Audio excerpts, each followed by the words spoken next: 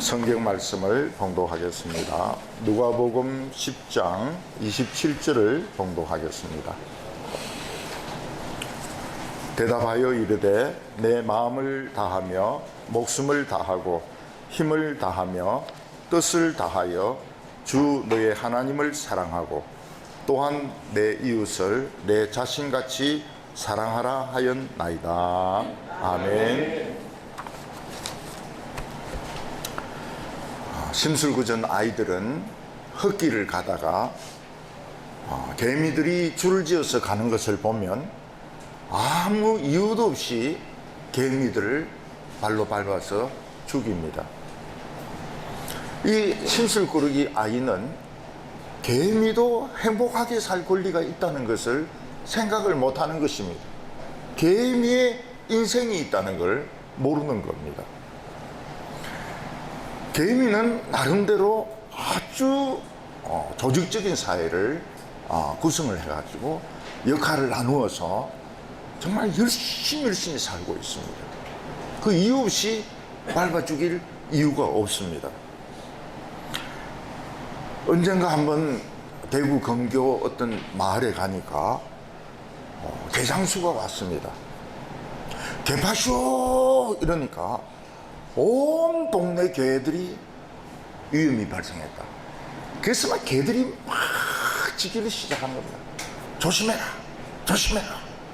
누군가 잡혀갔다. 막 온 개들이 막 짖습니다.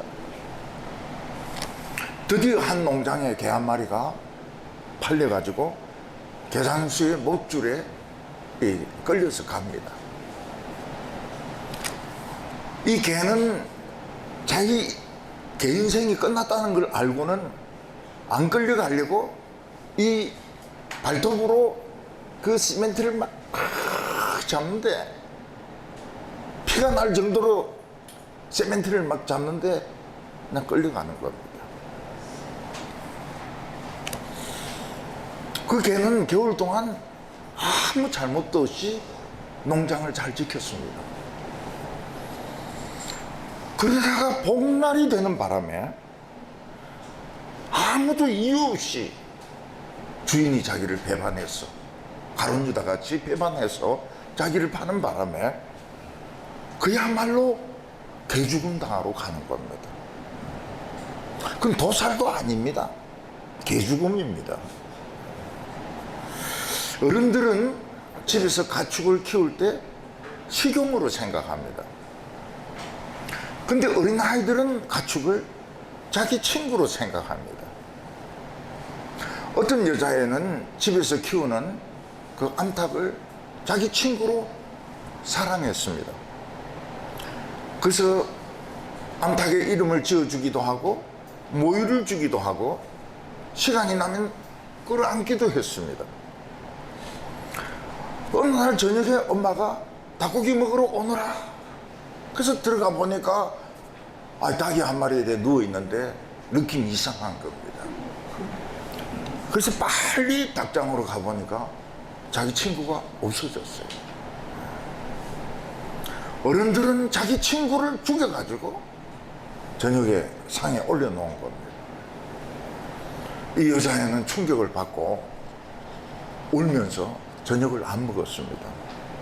그리고 그때부터 어른들을 불신하기 시작했습니다. 저는 청소년기를 양계장에서 보내었습니다. 양계장에는 병아리들이 많이 죽습니다. 저는 그 병아리들이 구원받도록 죽은 병아리마다 무덤을 만들어주고 그 앞에 십자가를 세워주었습니다. 근데 어른들은 그걸 보자마자 기분이 나쁜 거예요. 발로 십자가를 다 지리게 버리고 그 병아리 무덤을 삽으로 파헤쳐가지고 죽은 병아리들을 전부 쓰레기통에 갖다 버리는 겁니다. 요즘 사람들이 애완견을 많이 키우면서 개팔자가 많이 달라지게 되었습니다. 어떤 분은 10년 넘게 이 길고양이에게 먹이를 주었는데 그 고양이가 늙어서 죽었을 때 너무 마음이 아팠다고 말씀하고 있습니다. 다시는 그 고양이가 있던 곳으로 안 간대. 너무 마음이 아파가지고. 요즘 어린아이들은 별의별 것을 다 애완용으로 키우고 있습니다. 다람쥐, 카멜레온.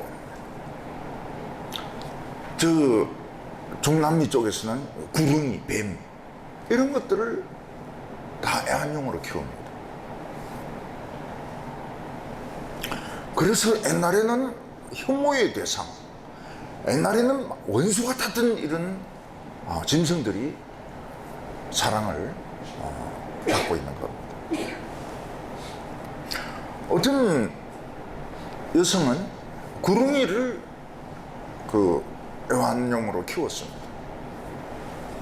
근데 좀 불편한 게 뭔가 하면 밤새도록 슉슉슉 하면서 뱀이 이 소리를 내니까 좀 자는데 좀 방해가 되긴 합니다.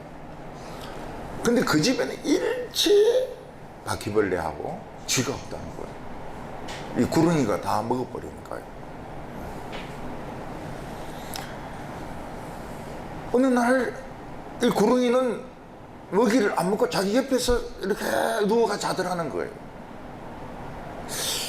그래서 이제 그 병원에 가서 왜 이 구릉이가 병들었느냐, 왜 내 옆에서 자꾸 이렇게 누워가지고 키를 재듯이 누워가지고 자느냐 그랬더니 그놈이 잡아먹으려고, 주인을 잡아먹으려고 키가 키가 얼마 되는가 그걸 재고 있다는 겁니다. 참 이 세상에 많은 생물들이 있지만은 자기 생명의 가치를 참 인정받지 못하고 사랑받지 못하고 살다가 죽습니다. 사람도 마찬가지입니다. 그래서 우리는 다른 사람들로부터 관심을 받고 다른 사람들로부터 무슨 선물을 받으면 기분이 좋습니다. 아이들은 어른들로부터 용돈 받으면 기분이 참 좋습니다. 자기가 아프거나 다쳤을 때 돌봐주면 참 좋습니다. 제가 목회할 때 보니까 이 콩팥이 너무 나빠가지고 신장 투숙으로 안 되니까 부부끼리 이 신장을 이식해주는 부부가 두 팀이 있었습니다. 건강하게 교회를 잘 다녔습니다. 정말 그 사랑은 콩팥을 나누어주는 사랑, 생명을 나누어주는 사랑, 정말 훌륭한 사랑이죠. 근데 우리가 다른 사람의 사랑을 받으면서 굉장히 부담스러울 때가 있습니다. 예를 들어서 아주 늘씬하고 예쁜 여자분이 있는데 남자분이 너무 과도한 관심을 보인다든지 자꾸 따라다닌다든지 자꾸 문자를 보낸다든지 집 밖에서 서 있다든지 이러면은 굉장히 부담스러운 사랑이 될 겁니다. 이런 사랑은 좋은 사랑이 아니고 거의 폭력에 가깝습니다. 여성은 자신의 안전에 위협을 느낍니다. 나는 안 좋아하는데 남자 쪽에서는 일방적으로 막 사랑한다고 대시할 때 굉장히 부담스러운 사랑이죠. 서로가 좋아서 사랑하는 것은 우리는 진지하게 사귄다 그런 이야기를 합니다. 근데 진지하게 사귀지 않는 것은 일방적으로 막 사랑을 강요하는 것입니다. 제가 목회를 하면서 어떤 남자 청년이 이쁜 여자 청년을 일방적으로 좋아했습니다. 그래서 직장에 찾아가기도 하고 만나기도 하고 만나려고 하기도 하고 집 밖에서 기다리기도 하고. 근데 이 처녀가 거절하니까 이 청년이 농약을 사가지고 목사 방 앞으로 왔습니다. 그리고 제 방 앞에서 뚜껑을 열더니 입에 이렇게 하면서 목사님이 그 청년을 지금 불러서 저를 만나게 해주세요. 안 그러면 이거 털어놓습니다. 아, 이러면서 막 거의 그냥 털어놓듯이 이렇게 협박을 하는 겁니다. 그 처녀 불러주세요. 안 불러주면 마셔버립니다. 근데 거기에 제가 겁먹을 사람도 아닐 뿐만 아니라 농약 안 먹을 놈이라는 걸 알고 있습니다, 제가. 네. 농약 먹을 사람은 벌써 먹었지. 제 방 앞에 와서 막 이렇게 시위하는 거는 저를 이용해가지고 처녀를 한번 만나려고 하는 거거든요. 그래서 제가 설명을 했습니다. 여자 쪽에서는 준비가 하나도 안 됐는데 네가 자꾸 만나자 하는 거는 부담스러운 거다. 입장을 바꿔서 생각해봐라. 너는 안 좋아하는데 어떤 미친 여자가 자꾸 너 만나자고 하면 너 좋아하겠느냐? 응? 그리고 넌 못 죽는다. 고생만 죽도록 한다. 네가 농약을 먹는 순간 우리는 119에 신고하면 너는 응급실에 가서 위세척을 하는데 그게 굉장히 사람 죽이는 거다. 그리고 더 중요한 것은 자살을 기도한 사람에게는 의료보험이 적용이 안 된다. 이 의료보험이 적용이 안 된다는 데서 딱 정신을 차린 것 같아요. 그 농약을 저희한테 주면서 목사님 알아서 하세요. 목사님 마시든지 알아서 하세요. 그리고 이제 가고 이제 그 처녀는 스토킹을 안 당했습니다. 미국의 한 여자분은 대학교에서 영문학을 가르치는 교수였습니다. 근데 이제 매일 술을 홀짝홀짝 마시다 보니까 어느 순간 이 알코올 중독이 된 겁니다. 그러니까 하루라도 술을 안 마시면 견디지 못합니다. 발작이 일어납니다. 늘 술에 취해 있으니까 수업이 제대로 될 리가 없죠. 영문학을 강의해야 되는데 막 술에 취해 있으니까 강의가 될 리가 없습니다. 옛날에 서강대학교에 어떤 총장님이 계셨습니다. 네. 뭐 이름도 말할 수 있습니다. 박홍 총장이라고요. 그 총장님 만난 사람들이 하는 말이 뭔가 하면 총장님이 술에 안 취했을 때가 한 번도 없었다는 거예요. 이 여자 교수는 알코올 중독자가 돼서 학교에서 쫓겨났습니다. 노숙자가 된 거예요. 여자 교수가. 그래서 벤치에서 떠돌아다니고 이러다가 벤치에서 이제 신문지 듣고 자는 겁니다. 그 엄마는 이 소문을 듣고 딸을 찾아서 혼대를 다 다녔습니다. 미국 공원이 얼마나 넓습니까? 우리 집 지하 주차장이 얼마나 넓습니까? 어제 제 입구 찾는다고 정말 군사훈련 다 받았습니다. 입구를 못 찾아가지고 보니까 어디 지독한 냄새가 나는데 어떤 노숙자가 여자가 신문지를 뜯고 있는 거예요. 자는 거예요. 신문지 들춰보니까 자기 딸이다. 잘 설득을 합니다. 집에 가자. 집에 가자. 고쳐줄게. 너무 냄새가 나니까 일단 모욕을 시키고 새 옷을 입히고 그리고 알코올 치료하는 그런 병원에 보냈습니다. 이 알코올 중독자 여성은 그 어머니 사랑을 받아들였습니다. 그래서 알코올로 죽지 않고 얼어서 죽지 않고 굶어서 죽지 않고 새로운 인생을 살게 되었습니다. 그래서 이 사랑을 받아들인다는 게 참 위대한 겁니다. 근데 사랑을 받아들이면 되는데 너무 사랑을 받아들이는 게 어려워요. 저는 청소년 시기에 앙드레 지드의 저는 교향곡을 읽었습니다. 큰 감동을 받았습니다. 어떤 목사님이 맹인 여자아이를 고아를 데리고 와서 키웠습니다.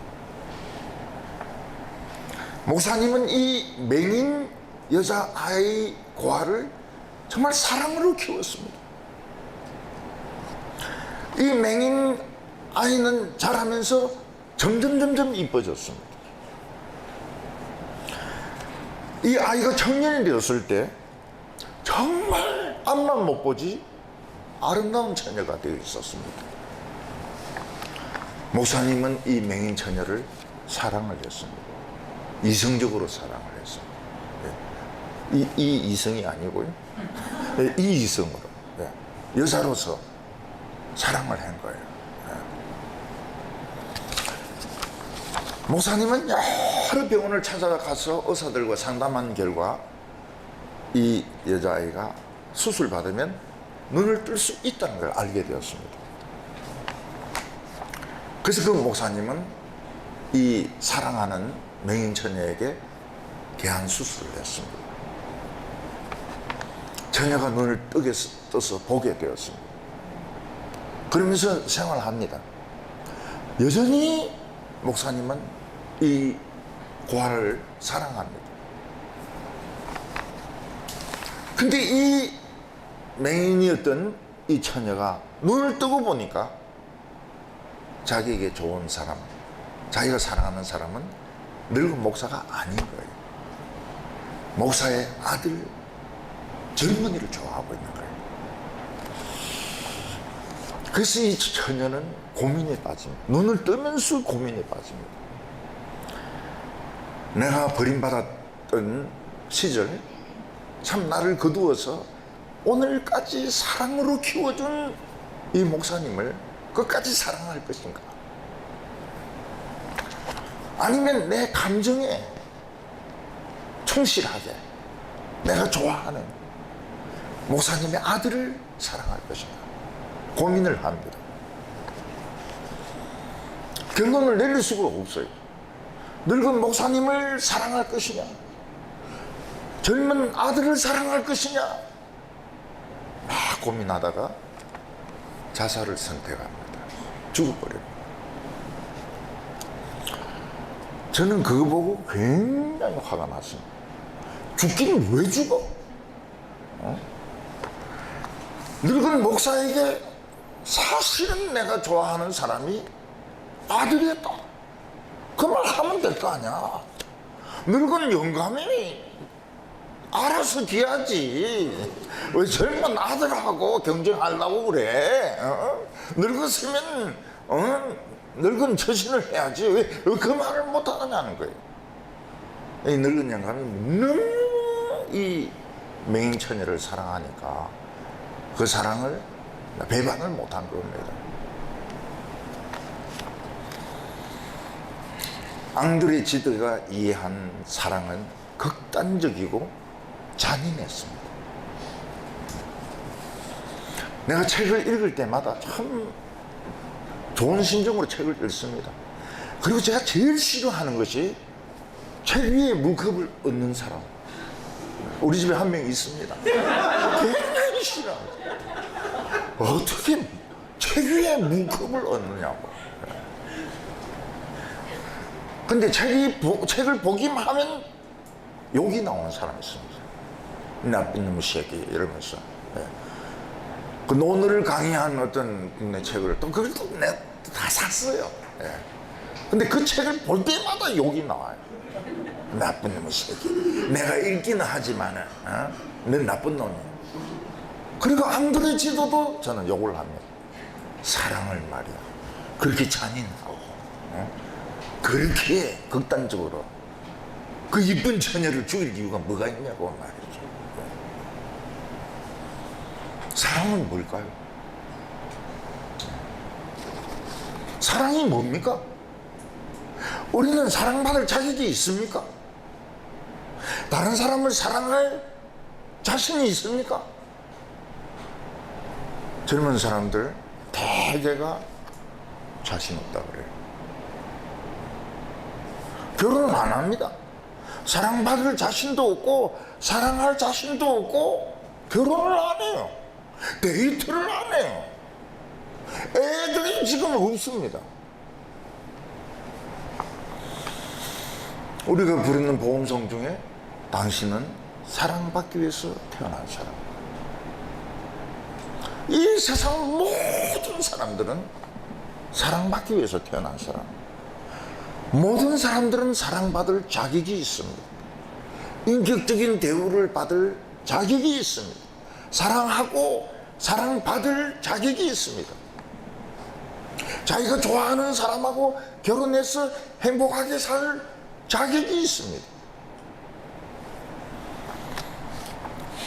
근데 사람들은 사랑을 굉장히 어렵게 생각합니다. 너무 어렵게 생각해요. 내가 저 사람을 사랑하면 저 사람 위해서 나는 목숨을 버려야 된다. 내 피를 뽑아야 된다. 내 콩팥이 잘릴지도 모른다. 이런 식으로 저 가난한 사람들에게 가서 내 모든 인생을 다 바쳐야 된다. 아프리카에 가서 죽어야 된다. 아프리카가 너무 멀면 동아시아에 가서 죽어야 된다.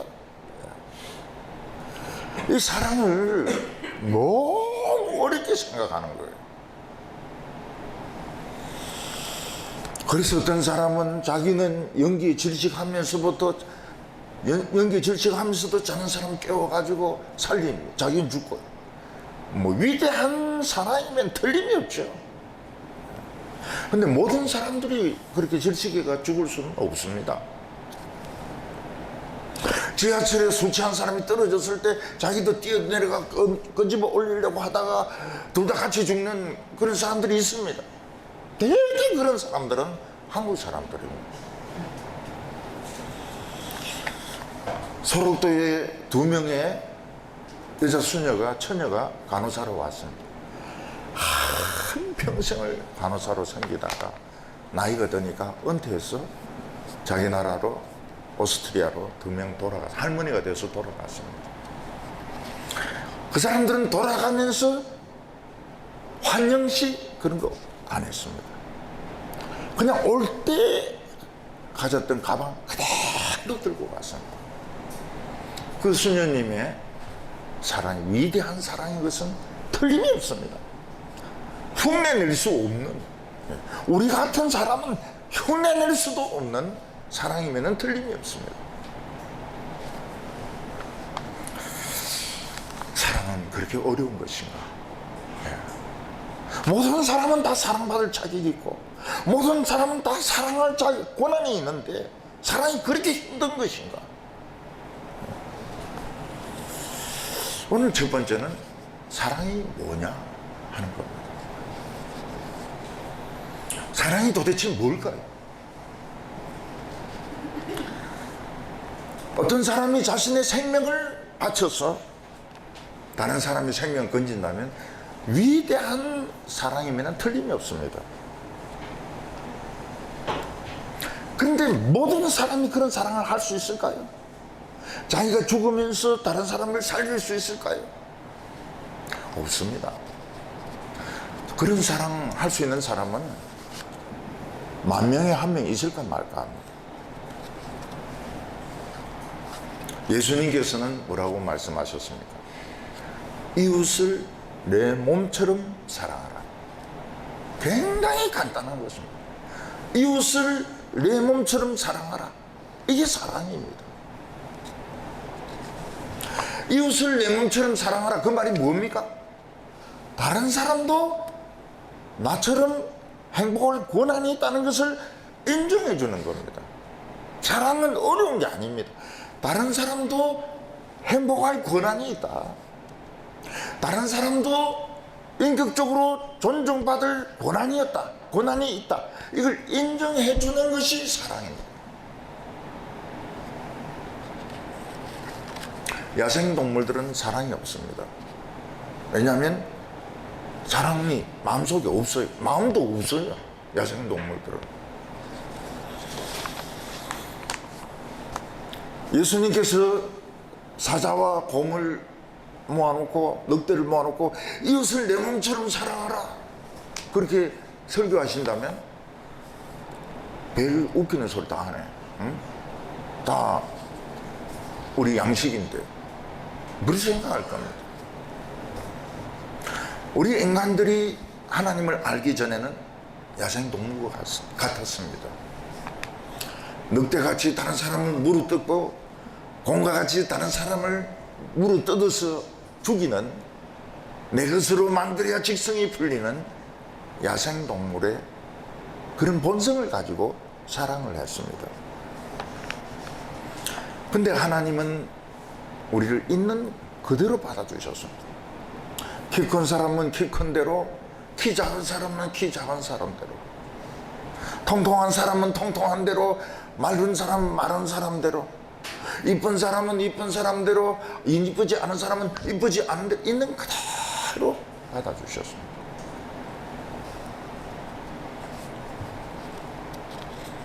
하나님은 우리에게 사랑을 가르쳐 주셨습니다. 이쁜 사람만 행복할 권한이 있는 게 아닙니다. 키 큰 사람만 사랑받을 자격이 있는 거 아닙니다. 모든 사람, 모든 남성과 여성들, 할머니들부터 어린 아이들까지 다 사랑받을 자격이 있다.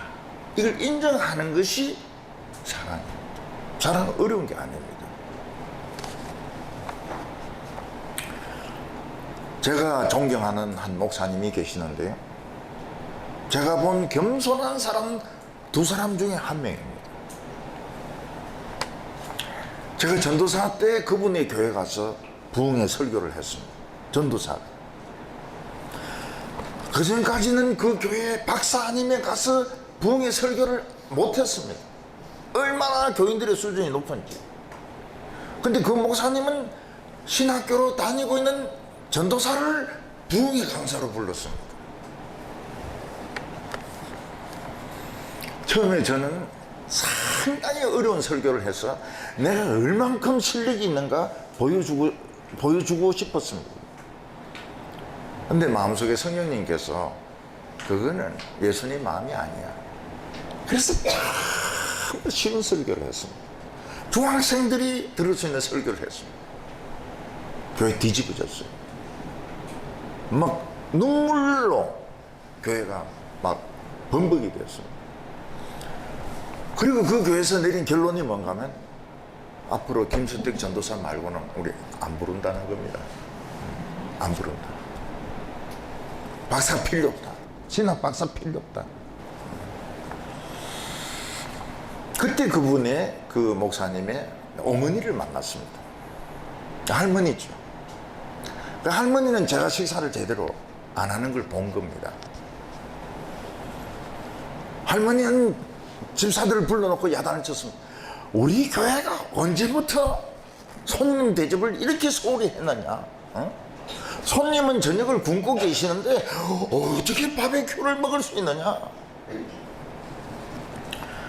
근데 제가 그 저녁 식사를 못한 이유는 그 다음 주에 있을 숙제를 준비한다고 학생이니까 숙제 준비한다고 먹을 시간이 없었던 겁니다.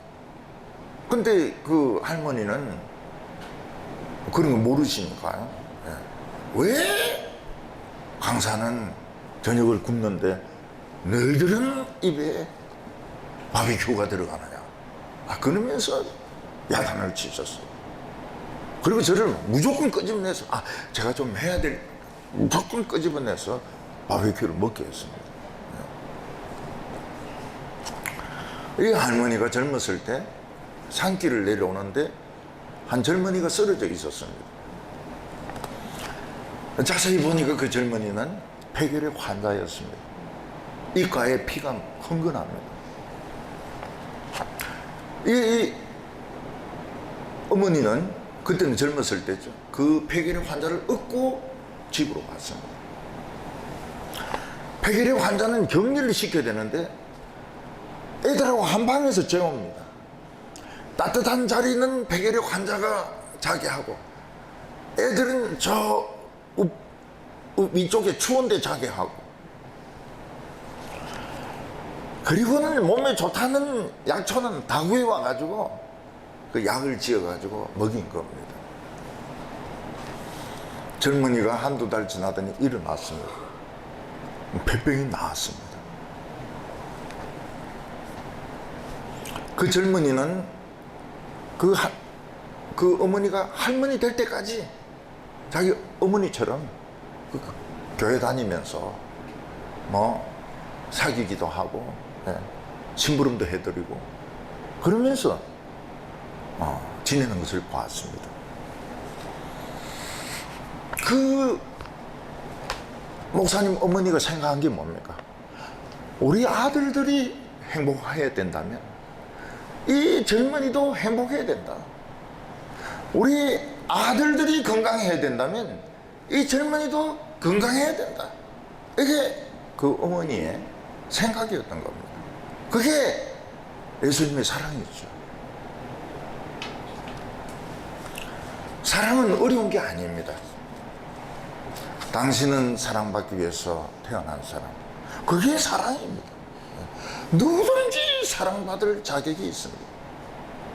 누구든지 사랑할 수 있습니다. 어느 누구도 무시당해야 될 이유가 없습니다. 이게 사랑은 결코 어려운 것이 아닙니다. 근데 지금 사람들은 사랑을 너무 어렵게 생각해가지고, 철학적으로 생각해가지고, 그래서 철학책 사랑이 무엇인가 읽어보면 무슨 말인지 몰라요. 너무 어렵게 써가지고요. 그런 책은 제가 읽지 말라고 누누이 설명했죠. 그런 책은 설교에서 다 나오니까 책 살 필요 없다고요. 불교의 법정 스님은 무소유라는 책을 썼습니다. 무소유는 뭡니까? 불필요한 정도로 많은 돈이나 재산을 가지지 말라는 겁니다. 왜냐하면 내 혼자 모든 걸 다 가지면 다른 사람은 굶주리거든요. 다른 사람들은 비참하게 살거든요. 그래서 혼자만 다 가지려고 하지 말자. 그리고 어차피 죽으면 다 없어지는데 왜 그걸 끌고 모으려고 하느냐. 그걸 법정 스님이 가르친 겁니다. 근데 법정 스님의 이 무소유라는 책이 히트를 쳤습니다. 인쇄가 엄청 몇 억씩 막 들어오는 거예요. 무소유를 주장한 법정 스님이 부자가 됐습니다. 그 돈을 어디에다 썼는지 잘 모르겠어요.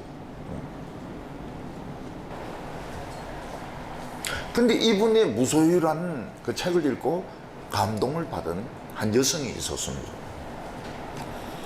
그분은 기생 출신이었는데 요정을 경영을 했습니다. 제3공화국 때 엄청나게 사람들이 술을 마셨어요. 그걸 해야 되니까요. 사업을 해야 되니까. 그때 이 요정이 큰 겁니다. 엄청 큰 거예요. 돈을 막 끌어모았습니다. 그 요정 이름이 대원각입니다. 근데 이 기생은 젊었을 때 백석이라고 하는 시인과 사랑을 했습니다. 결혼하려고 했어요. 결혼하려고 했는데 부모님이 어디 기생하고 결혼하려고 하냐. 부모님이 반대하고 온 집안이 반대하는 바람에 결혼을 못했습니다. 그래서 이 기생은 자기 직업으로 돌아갔습니다. 기생 일을 하는데 인증사정 안 보고 돈을 끌어모았어요. 이 기생은 죽으라고 술을 판 겁니다.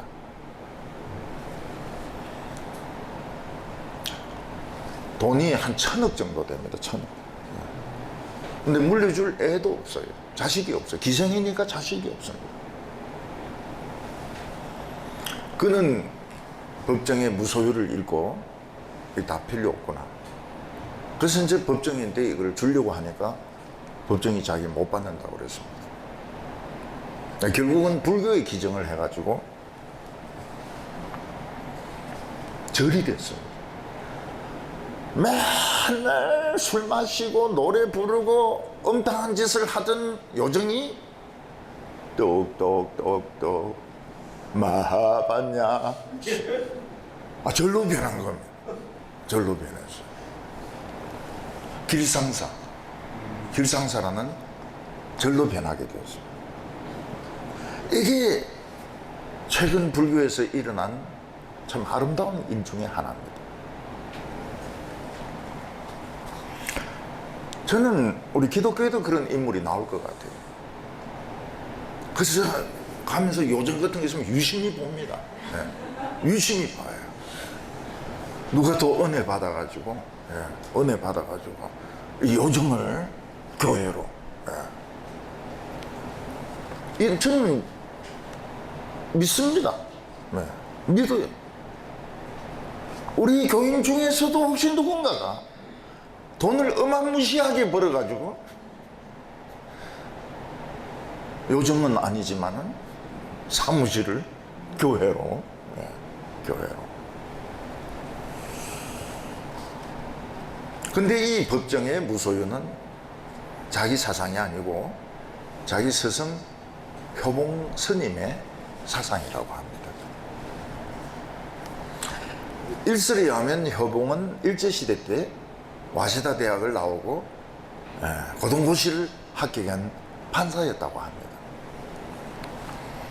근데 이 사람이 판결을 잘못 내려가지고 엉뚱한 사람을 사형을 시킨 거예요. 요즘 같으면 뭐 그냥 넘어가죠. 그런데 이 사람은 자기 양심에 내가 엉뚱한 사람을 죽였다, 무죄한 사람을 사형시켰다. 그래서 판사를 사표내고 엿장사가 됐습니다. 온 동네를 다니면서 엿을 팔았습니다. 그러다가 엿장사보다는 중이 더 낫다. 그래서 이제 중이 된 것이 이제 효봉 스님이라고 알려져 있습니다. 효봉 스님은 아침마다 마당에 나오면 무라 이렇게 소리를 지르는데 그 무가 뭔가 아무것도 없다는 겁니다. 이 세상은 아무것도 없다. 무라, 이게 무를 말하는 게 아닙니다. 이 세상은 다 헛되다. 돈도 필요 없고 뭐 고시도 필요 없고 판사도 필요 없고 아무 소용이 없다. 그런 말을 했다고 합니다. 기독교의 본질이 무엇입니까? 그 핵심은 무엇입니까? 기독교에는 많은 선교사들이 있습니다. 베드로는 로마에서 거꾸로 십자가에 못 박혀 죽었습니다. 바울은 목이 잘려서 죽었습니다. 사도 요한의 제자 폴리갑은 이 화형을 당해서 불에 타 죽었습니다. 이 사람들은 왜 죽어야 했을까요? 이 사람들은 왜 살 수도 있는데, 예수를 부인하면 살 수도 있는데 왜 죽음의 길을 택했을까요? 왜 그 유명한 설교자 세례요한은 그 어린 여자애의 그 춤의 대가로, 춤값으로 목이 잘려야 됩니까? 왜 예수님은 예루살렘에 올라가서 고통스러운 십자가에 못 박혀 죽어야 됩니까? 대답은 하나입니다. 하나님의 사랑 때문에. 하나님이 너무 사랑하셨기 때문에. 하나님이 죽으실 정도로 우리를 사랑하셨기 때문에. 이 사람들은 이 사랑을 잊을 수도 없고 배신할 수도 없고 이 사랑에 붙들려 있기 때문에 그들은 죽음을 택했던 것입니다. 사람들은 기독교를 오해를 합니다. 기독교는 죽어서 천당 가는 종교다. 어떤 사람은 예수 믿으면 물질의 복도 받고 건강의 복도 받고 영혼의 복도 받는다. 예수 믿는 것은 뭐냐? 교회 안 빠지고 잘 나오는 거다. 근데 큰 교회들마다 주일날 되면 주차장이 지옥으로 변합니다.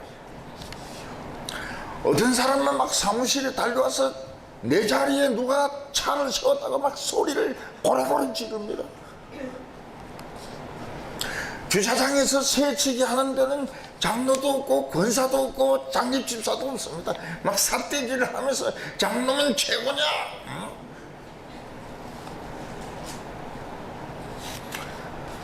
사람들은, 예수 믿는 사람들은 안 믿는 사람들보다 뭔가 좀 달라야 된다고 생각하는데, 주차장에서는 그 은혜 받은 거 아무 소용없습니다. 그래서 저는 우리 가나안 교회 하면서 제일 감사한 게 주차장 싸움이 없다는 겁니다. 주차장 싸움. 네. 우린 주차장에서 당신이 장로야 뭐 이런 싸움이 없습니다. 네. 이런 싸움이 없어요. 코로나 때 대면 예배를 고집하는 그런 교회들이 있었습니다. 저희 교회는, 제가 섬기던 교회는 대표적인 교회이기 때문에 모든 방송사가 노리고 있습니다. 예배 드리는지 안 드리는지 출동 준비를 하고 기사들이 막 마이크 닦고 이러면서 준비하고 있습니다. 그때 예배를 강행했던 교회는 이웃을 사랑하지 않는 이기적인 사람이고 예수의 제자가 아니다. 그걸 신문에서 공식적으로 이야기했습니다. 이웃을 생각하지 않는 이기적인 사람, 예수의 제자가 아니다. 또 어떤 유명한 이런 기독교 학자는 이런 전염병이 퍼졌는데 예배를 드리는 사람들은 살인자다, 이렇게까지 극단적인 표현을 했습니다. 예수님께서 70명의 전도자를 파송했을 때 그 파워가 얼마나 셌던지 하늘에서 사탄이 땅으로 그냥 수직 낙하를 해버렸습니다. 그때 한 율법 선생이 예수님을 찾아와서 하나님을 믿는데 제일 중요한 것이 뭡니까? 이렇게 물었습니다. 그때 예수님은 그 율법사가 어느 정도 성경적인 지식이 있다는 걸 아시고는 도로 물었습니다. 너는 어떻게 생각하느냐? 그랬더니 그 율법사가 하나님을 마음과 뜻과 정성을 다하여 사랑하는 것이고 이웃을 내 몸처럼 사랑하는 것입니다. 이 사람은 이론적으로는 알았지만 그 사랑이 구체적으로 뭔지는 몰랐습니다. 그 실천을 안 했던 거예요. 사랑을 너무 어렵게 생각하고 있었던 겁니다. 예수님은 뭐라고 하면 하라, 그대로 하라.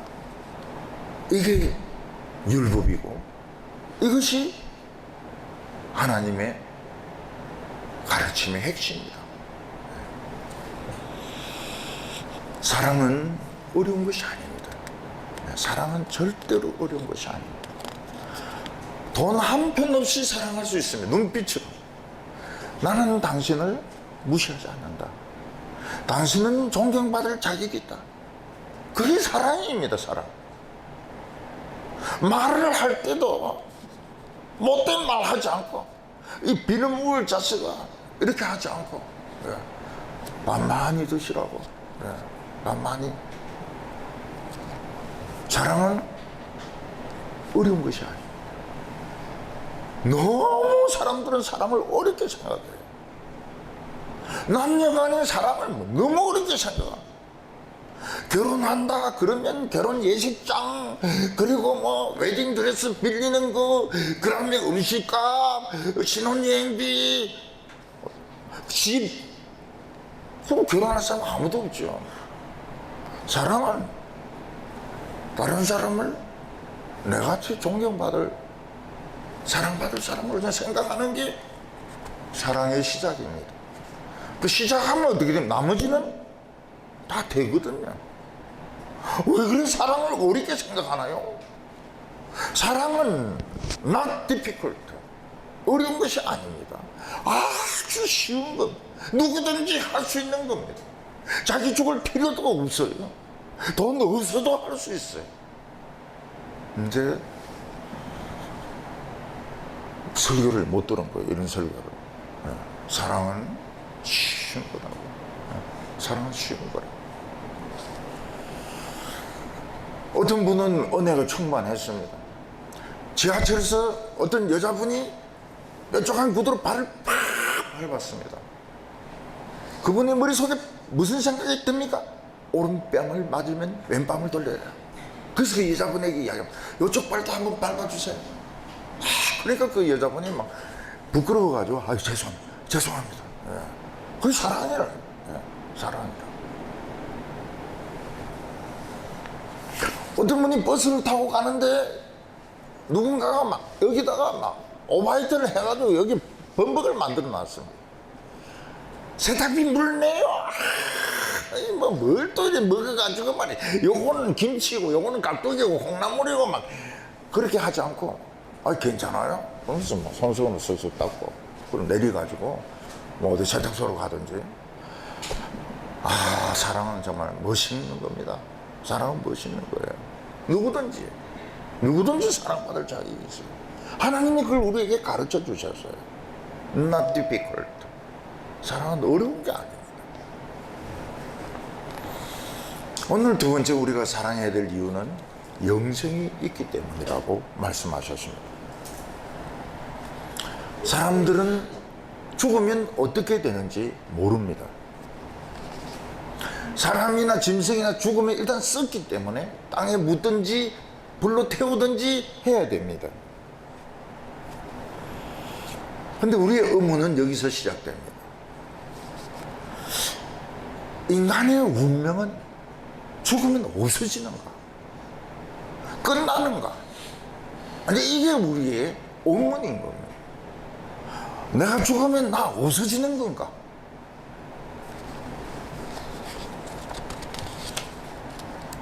우리는 죽은 사람이 하늘로 올라가는 걸 본 적도 없고 지옥에 들어가는 걸 본 적도 없습니다.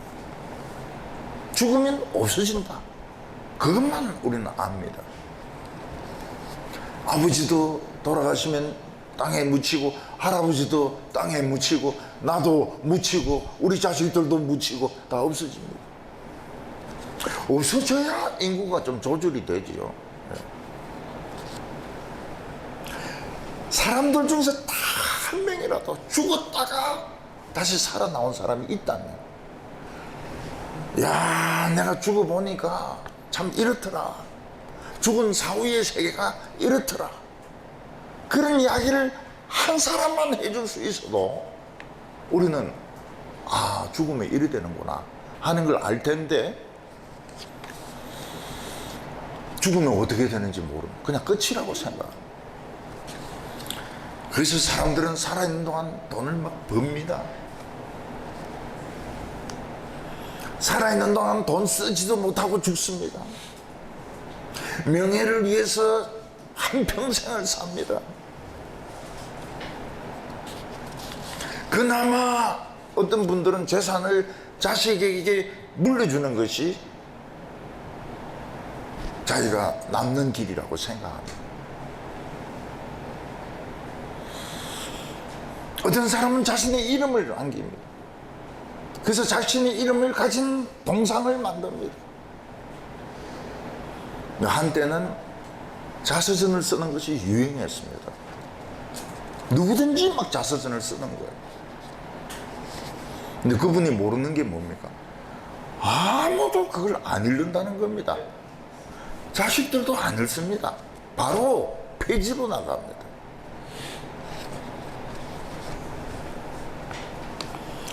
근데 죽은 뒤에 그 시체가 썩지 않은 딱 한 사람이 있었습니다.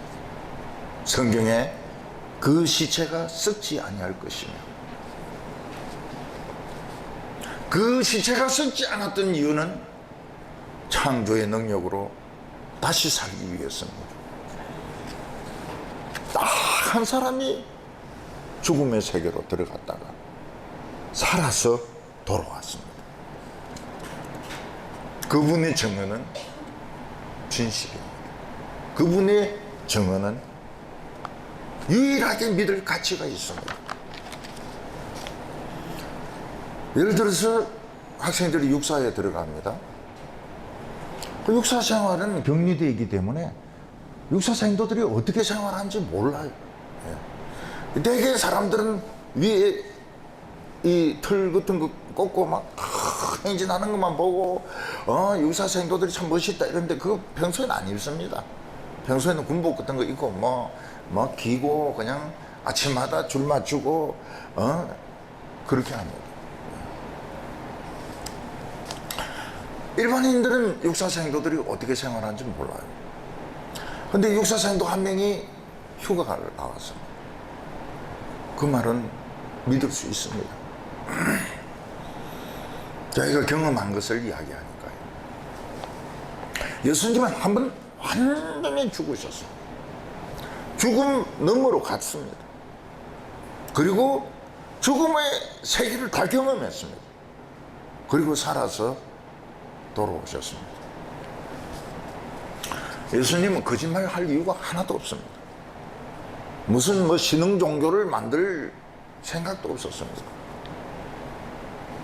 예수님이 생각한 건 하나님의 사랑을 받아들이면 우리 인생은 변한다는 겁니다. 내가 자격이 있다 없다 이건 내가 판단할 게 아닙니다. 나를 사랑하신 성경에 써있네. 그 받아들이면 운명이 바뀌는 겁니다. 예수님은 말씀하셨습니다. 사람이 죽으면 육체는 썩지만 그 영혼은 영생과 영벌로 나누어지게 됩니다.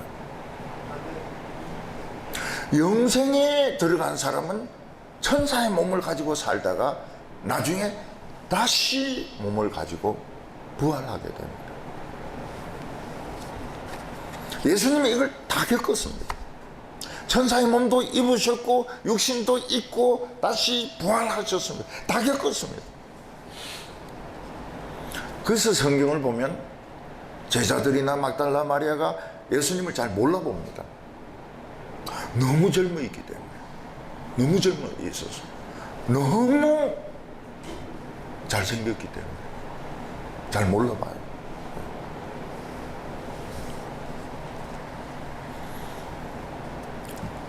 영생에 들어가지 못한 사람은 영원한 지옥에 그 영혼이 고통을 받습니다. 영혼이 고통을 받아요. 나중에는 죽을 때 그 모습으로 다시 살아납니다. 썩은 시체의 모습으로 살아났는데 온몸에서 구더기가 버글거립니다. 연옥이 없습니다. 윤회도 없습니다. 영생과 지옥 딱 이 두 가지밖에 없다고 예수님이 말씀하셨습니다. 율법교사가 예수님을 찾아와서 어떻게 해야 내가 영생을 얻겠습니까? 그때 예수님은 영생은 없다 이런 말씀 안 하셨습니다. 우리의 인생은 이 세상 것으로 끝나지 않습니다. 만약 우리의 인생이 이 세상 것으로 끝난다면 사랑할 필요가 없습니다. 야생동물이 최고입니다. 우리에게는 영생의 길이 있습니다. 이 영생의 길을 가는 비결이 무엇입니까? 영생의 고속도로를 올라타는 티켓이 뭡니까? 이웃을 내 몸처럼 사랑하는 겁니다. 다른 사람을 나같이 존중할 수 있는 사람은 이미 영생의 고속도로에 올라탄 겁니다. 그냥 달리는 거예요.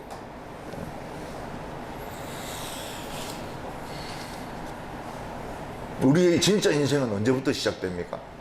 죽고 나서부터 시작됩니다. 지금 여기서 사는 것은 진짜가 아닙니다. 사랑하기 위한 기회입니다. 이 율법 선생은 얼만큼 사랑해야 됩니까? 양적으로 얼만큼 사랑해야 됩니까? 예수님은 이 양적인 게 아니라는 거예요. 남을 이웃을 내 몸같이 모든 사람은 사랑받을 자격이 있다. 서울대 나오고 카이스트 나오고 뭐 배우처럼 잘생겼고 이런 어떤 분은 그런 이야기를 했는데 난 좀 공감을 합니다. 이 세상에서 제일 불행한 사람은 예쁜 영화배우다. 왜냐하면 늙으면 늙을수록 굉장히 추해지거든요. 예뻤던 배우가 늙으면 엄청 보기 싫어집니다. 주님의 말씀은 아닙니다. 인간의 말입니다. 근데 우리 교인들은 어떻습니까? 나이 들수록 더 이뻐져. 더 이뻐져. 어떤 회사 회장은 카이스트의 발전을 위해서 500억을 기증했습니다. 500억을 기증하면 영생 얻을 수 있을까요? 한평생 가난한 사람들에게 밥이나 퍼주면 영생을 얻을 수 있을까요? 예수님은 양이 문제가 아니라 눈이 문제랍니다. 눈과 입이 다른 사람에게 말을 할 때 사랑받을 자격이 있다. 당신은 사랑받을 자격이 있다. 당신은 행복할 권한이 있다. 당신은 무시당할 이유가 하나도 없다. 그 사람이 이미 영생에 들어간 겁니다. 아무리 기도를 많이 하고 아무리 헌금을 하고 아무리 전도를 많이 해도 다른 사람 보기만 하면 막 욕을 하면서 이 마귀 새끼들이 말이지, 그런 사람은 아직 영생에 못 들어간다. 사랑입니다. 사랑. 이웃을 내 몸처럼 사랑하라. 여기 고속도로 들어가는 티켓입니다.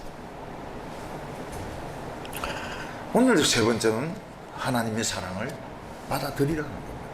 하나님의 사랑을 믿고 받아들이라. 예수님은 영생의 길은 좋은 일을 많이 하는 거라고 말씀하지 아니하셨습니다. 아니, 나쁜 일을 하는 것보단 좋습니다. 좋은 일을 하는 것이 좋습니다. 그렇지만 그게 영생의 길은 아닙니다. 예수님은 영생의 길은 무엇이냐? 남을 나처럼 사랑하는 것이다. 모든 사람들은 행복할 권한이 있다. 그걸 도와주는 것이 사랑입니다. 영원한 생명은 바로 하나님의 사랑을 받아들이는 것입니다. 하나님의 사랑을 받아들이면 내 운명이 달라지게 됩니다. 어떤 청년이 예쁜 처녀와 사귀었습니다. 처녀가 조건을 걸었습니다. 5kg를 빼면 만나주겠다. 그래서 이 청년은 여자를 좋아했기 때문에 열심히 굶고 운동하고 헬스 다니고 그래서 5kg를 드디어 뺐습니다. 그리고 왔어요. 처녀가 하는 말이 뭡니까? 좀 부족하다네. 5kg 더 빼고 오라는 거예요. 그래서 이 여인의 사랑을 받기 위해서 또 굶고 막 뛰고 이렇게 또 5kg 빼가지고 온 겁니다. 이 처녀가 뭐라고 말합니까? 아니 좀 부족하다고 5kg 더 빼고 오라고. 청년은 죽습니다. 굶어서 죽습니다. 사랑을 위해서 굶어서 죽습니다. 이 청년이 빨리 알아야 되는 게 뭡니까? 5kg 빼고 키가 더 크고 이런 조건을 달면 사랑이 아니라는 거예요. 사랑은 그냥 있는 그대로 좋아하는 게 사랑이지, 무슨 조건을 달면 취직을 하면 어떻게 되면 사랑하겠다, 그건 다른 말로 통역하면 사랑 안 한다는 뜻입니다. 이 설교를 잘 들어야죠. 그러니까 5kg 빼고 5kg 빼고 5kg 빼고 그러고 코피 흘리면서 죽는 겁니다. 제가 굉장히 좋아하는 부부가 있습니다. 남자는 키도 크고 잘생겼어요. 근데 부인은 좀 비만합니다. 좀 많이 비만합니다. 그리고 여자가 남자보다 10살이 많아요. 10 years. 10살이 많아요. 이 사랑이 될까? 남자는 키도 크고 잘생겼고, 부인은, 여성분은 키도 작고 좀 굉장히 좀 통통하고, 나이도 10살 많고. 제가 아무리 이야기해도 사람들이 안 믿어요. 10살은 아무것도 아니다 이래도 한국 사람들은 안 믿습니다. 아, 나이 차이가 너무 나 이러는데 10살 차이가 나요. 여자가 10살 많아요. 근데 그냥 사랑하는 게 아니라 진짜 사랑을 해요.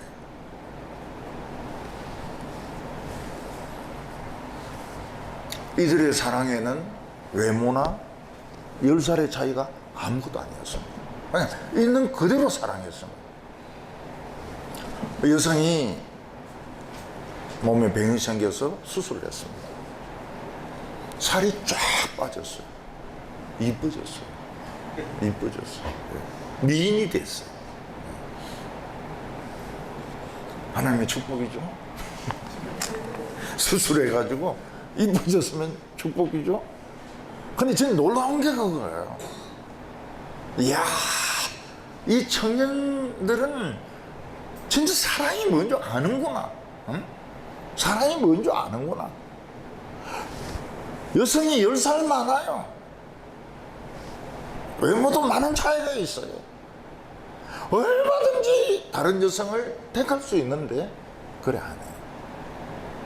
진심으로 사랑합니다. 언젠가 볼 날이 있을 겁니다. 그때 누구라고 내 말은 안 할 겁니다. 여러분들이 그 영감으로 알아내시기 바랍니다.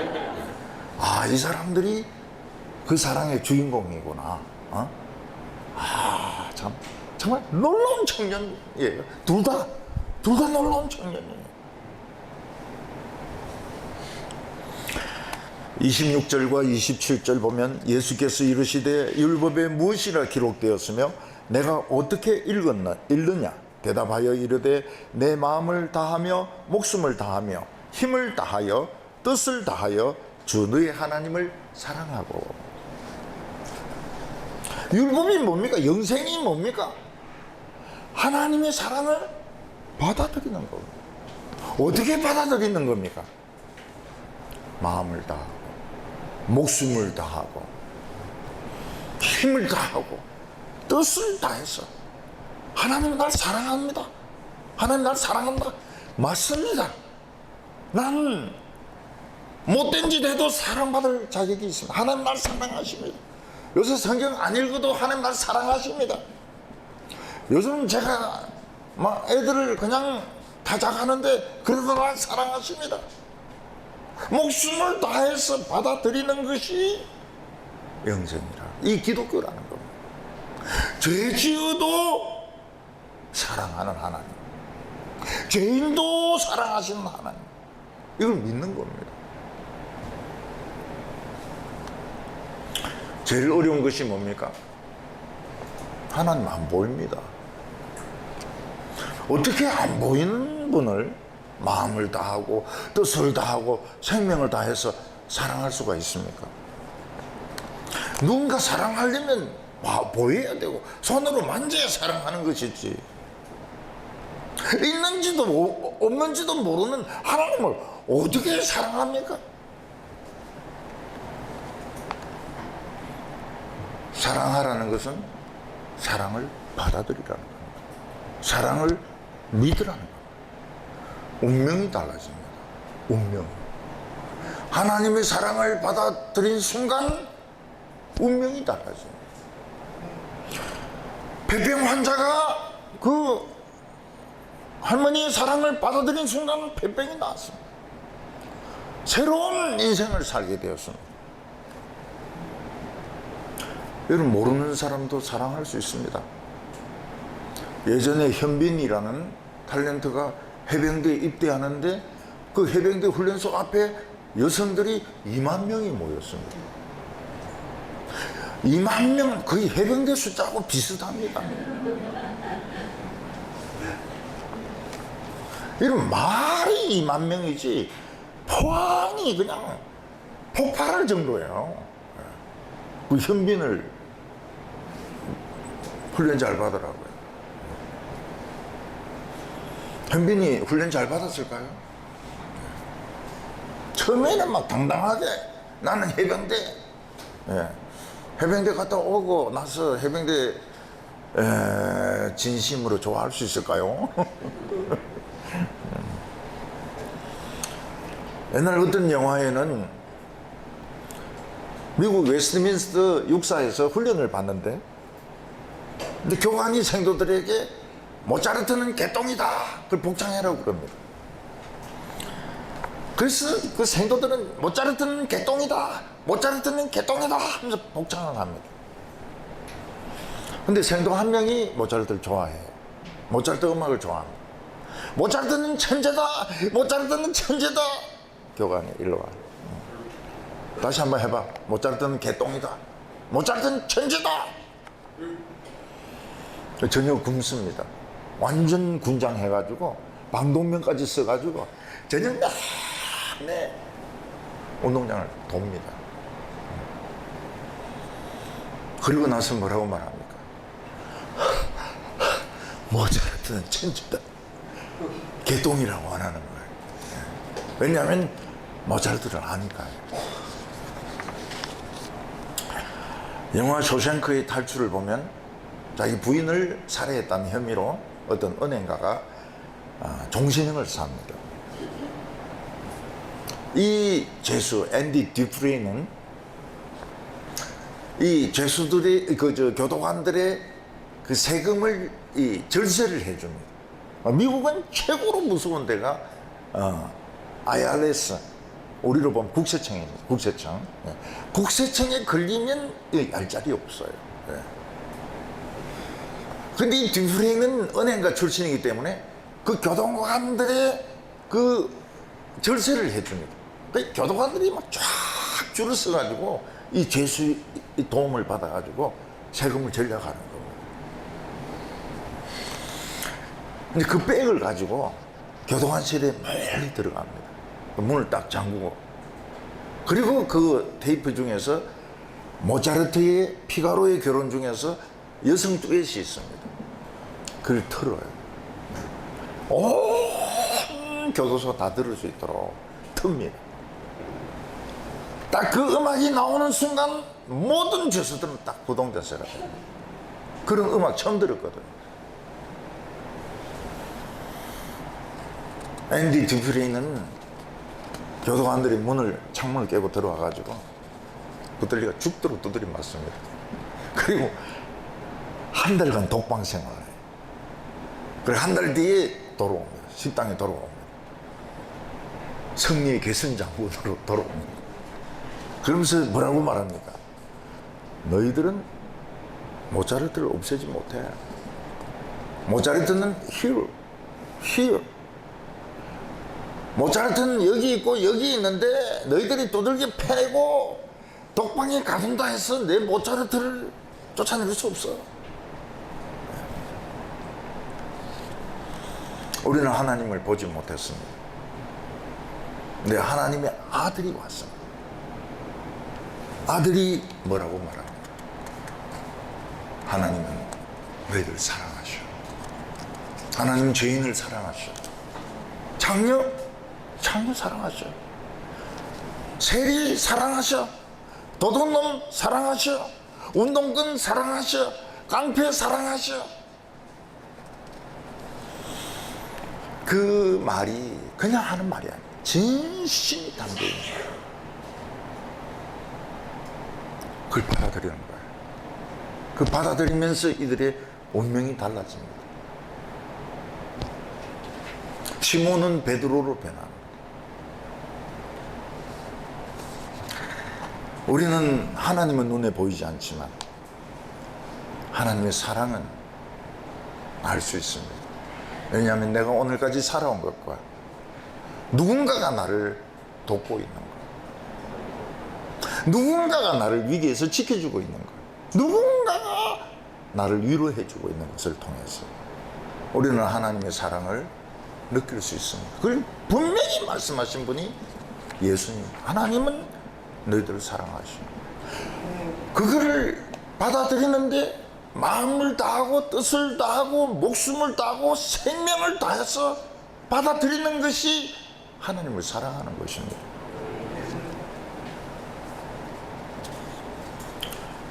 마음을 다한다는 말이 뭡니까? 마음속에 하나님의 사랑만 담아야 돼요. 그래서 나쁜 생각들 담지 마세요. 네, 나쁜 생각들 담지 마세요. 길 가면서 운전하면서 막 창문 내리고 욕을 한 거 이런 거 담지 마세요. 네. 어떤 미친 개가 짖나 이러고 그냥 자기가 미안하다고 이러고 그냥 가면 되는, 마음속에는 하나님의 사랑만 담았어요. 여기 in here 하나님의 사랑은 몰아낼 수 없다는 거예요. 나를 때려도 못 박아도 불에 태워도 여기 있는 하나님의 사랑은 몰아낼 수 없다는 거예요.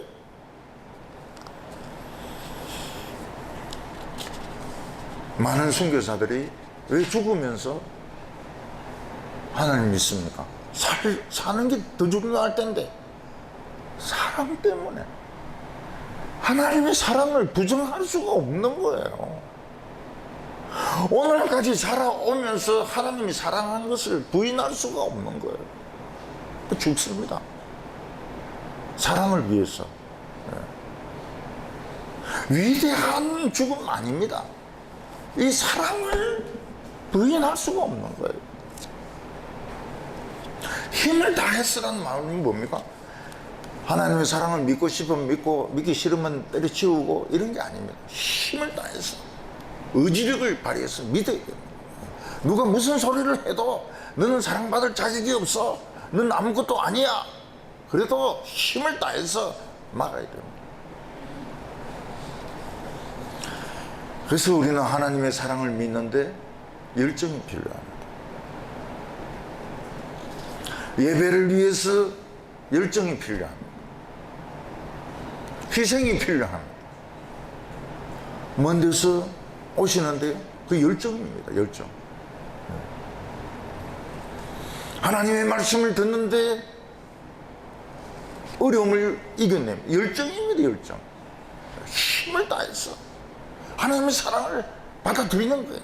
사람의 말을 안 믿는 겁니다. 뜻을 다하여.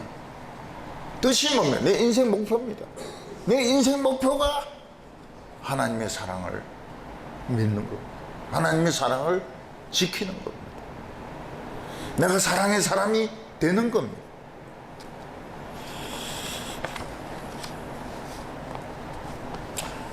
우리가 영생의 길을 간다 할 때 광신자들처럼 막 이상한 옷 입고 예수 믿으면 천당, 안 믿으면 지옥, 막 그것도 막 열정은 대단합니다.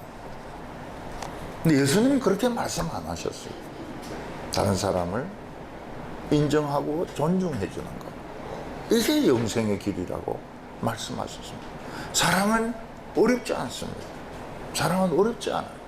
누구든지 다 사랑받을 자격이 있습니다. 이거 인정하는 것이 영생의 길입니다. 조나단 에드워드는 뉴햄프셔에서 그 할아버지가 목회하던 교회에서 설교를 했습니다. 그 유명한 설교가 진노하는 하나님의 손에 붙들린 죄인이라는 제목의 설교입니다. 밑에서는 지옥불이 막 불타고 있는데 하나님은 죄인들을 붙잡고 있습니다. 이거 놓으면 다 지옥불에 떨어져 죽습니다. 근데 그것도 모르고 인간들은 희희낙낙하고 자기가 잘난 체 합니다. 조나단 에드워드가 뭐라고 말해요? 하나님이 손 놓으면 너희들은 그냥 완전 지옥행이야. 그때 교인들이 막 울부짖고 뒹굴고 막 그럽니다. 소리 지르면서.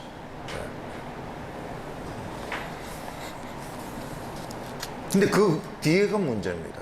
그 뒤에가 하나님의 은혜 받았다 하면서 막 밤에 돌아다니면서 찬송 부르고 소리 지르고 막 이런 사람들이 있었어요. 열광주의자들이죠. 그래서 사람들은 부흥을 싫어해요. 미국 사람들은 부흥을 싫어해요. 한국 사람들은 아직까지 부흥을 좋아하지만 미국 사람들은 부흥이란 말을 싫어해요. 리바이벌이라는 말을 싫어해요. 왜냐하면 열광주의에 뒤었거든요. 남들이 잘 편안하게 잘 시간에 막 떠들고 돌아다니는 겁니다. 찰스 피니 때 또 부흥이 일어나. 2차 부흥이 일어나. 그때 깡패 같은 사람들이 사람들하고 이렇게 짜고 안전뱅이가 일어났다, 맹인이 눈 떴다 이러면서 막 헌금을 거두는 거예요. 미국 사람들은 부흥이라 하면 완전히 사기로 합니다. 사기로. 부흥이 죽어버려요.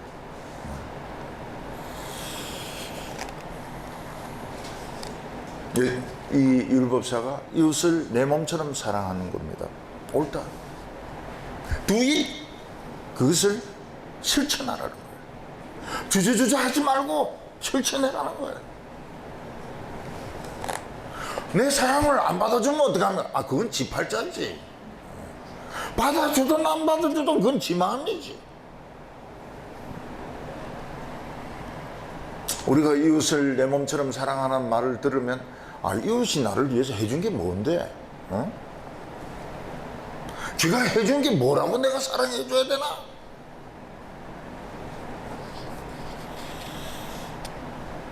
우리는 나에게 잘해준 것이 없는 사람은 사랑해줄 필요가 없다고 생각합니다.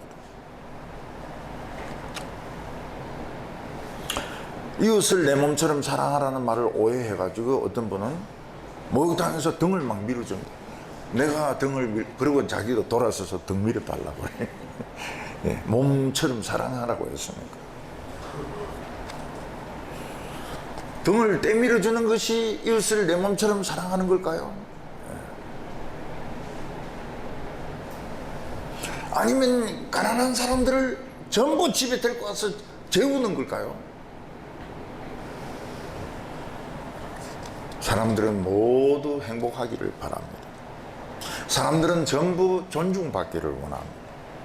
자기의 그 자존심이 상하는 걸 원치 않습니다. 오늘 사람들은 너무 다른 사람들의 자존심을 상하게 만듭니다.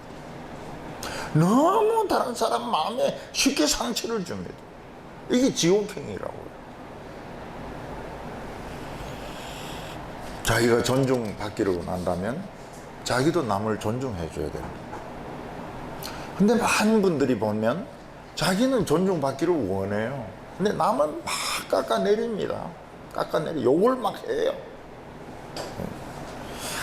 그분들은 인격의 문제가 아닙니다. 그분들은 영생이 아닙니다. 지옥입니다. 지옥. 그게 지옥에 가는 증거입니다. 내가 고통받지 않으려면 남에게도 고통을 주지 말아야 됩니다. 사랑이 무엇입니까? 내가 행복하기를 원하듯 남도 행복해지기를 바라는 겁니다. 이게 하나님의 사랑의 출발점입니다.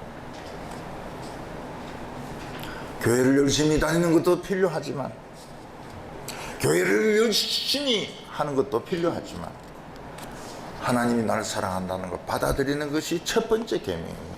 하나님을 사랑하라. 그 사랑하라는 건 사랑을 받아들이라는 겁니다. 나는 사랑받는 사람이다. 그리고는 다른 사람을 볼 때도 사랑받을 자격이 있다. 인정해 주는 겁니다. 제가 어떤 모임에 갔는데 거기서 한 목사님이 아주 귀한 사역을 하고 있었습니다. 그분이 하는 사역이 뭔가 하면 은퇴한 장녀들, 나는 뭐 은퇴 교수들도 있고 은퇴 뭐 이 부장도 있고 이런 줄 알았더니 은퇴 장녀들도 있습니다. 장녀들이 이제 나이가 들어서 은퇴하니까 수입이 없잖아요. 근데 그 사람들에게 이제 먹을 것이나 뭐 입을 것이나 이런 걸 이제 돌봐주는 그런 사역을 하는 목사님이셨어요. 참 내 마음속에 그분에 대한 존경심을 가졌습니다. 근데 그분의 강의를 들으면서 제가 조금 받아들이기 힘든 부분이 있었습니다. 그게 뭔가 하면 이 창녀 사역에 동참하지 않는 사람들은 전부 바리새인이고 서기관들이고 악당들이요 이러는데 이분은 이 좋은 일을 분노로 하고 있는 겁니다. 분노에 꽉 차가지고. 여러분, 장애인들 사랑받기 위해서 태어났습니다. 남들보다 갑절의 사랑을 받으라고. 여러분, 나이 드신 분들이 왜 나이가 들었습니까? 존경받으라고 나이가 든 겁니다. 제 목회하는 교회에 저보다 훨씬 젊은데 머리가 하얀 분이 계십니다. 저는 그분 앞에 일었습니다. 왜냐하면 성경에 흰머리 앞에 일으서라고 했기 때문에. 내가 편하면 남이 불편할 수 있습니다. 과거에 저는 교회에 대형 버스를 돌려가지고 새벽 기도에 교인들 오게 하지 않았습니다. 정말 버스가 가야 되는 그런 데도 있었습니다. 그래도 일체하지 않았습니다. 왜냐하면 버스 돌리면 작은 교회 교인들 다 옵니다. 전부 다 와요. 아예 대형 버스가 없습니다. 돈이 없어서 안 사는 게 아닙니다. 작은 교회 교인들 뺏어오면 안 되니까. 작은 교회는 얼마든지 또 나름대로 예배 드리고 사랑하고 그렇게 지내야 되니까 아예 대형 버스를 아무리 사자 해도 안 샀습니다. 서울에 몇만 명 되는 교회가 세워집니다. 그러면 주위에 있는 작은 교회 한 300개가 없어집니다. 그게 과연 사랑일까요? 그게 과연 목회에 성공한 걸까요? 저는 그렇게 생각하지 않습니다. 왜 그런 식으로 야망에 불타가지고 욕망에 불타가지고 작은 큰 교회 들었으면 작은 교회들은 한 300개 없어져 버립니다.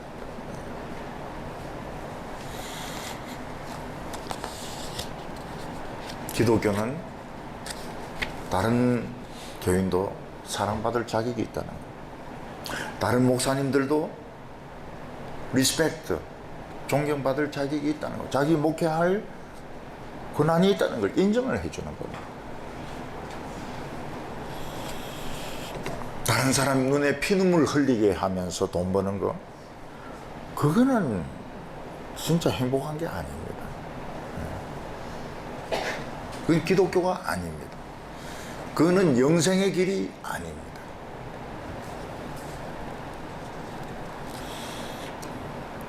우리가 다른 사람을 내 자신같이 생각할 때 다른 사람은 감동을 받습니다. 기독교는 감동이 있습니다. 뭔가 다르구나. 뭔가 피가 흐르고 체온이 있고 뭐가 인간 같구나. 응? 인간이 사는 맛이 나는구나. 그게 영생의 길입니다. 예수님은 율법 선생에게 뭐라고 말합니까? Do it. 행하라는 거예요. 하나님의 사랑을 믿으라. 다른 사람을 인정해 주라. Do it. Now. 지금 해라. 그게 하나님의 뜻이라고 말씀하셨습니다. 율법 교사는 계명이 뭔지는 알았지만 의미를 몰랐습니다. 마음을 다하고 목숨을 다하고 뜻을 다하여 하나님을 사랑하는 것이 무엇인지 몰라요. 사랑을 믿는 겁니다. 받아들이는 겁니다. 자기를 학대하지 않는 겁니다. 자기를 못살게 굴지 않는 겁니다. 자기가 자기 자신을 존경하는 겁니다. 그 순간 우리는 좀 영생의 길을 가게 됩니다. 목숨을 다해서 하나님을 사랑하고 목숨을 다해서 하나님의 사랑을 믿을 때 우리는 이미 영생 안에 들어와 있습니다. 우리는 하나님의 얼굴을 볼 때까지 이렇게 가야 됩니다. 영생은 여기서 시작됩니다. 사랑에서부터 시작됩니다. 하세요. 오늘부터 하세요. 뭐 크게 뭐 재산 다 바치려고 하지 마세요.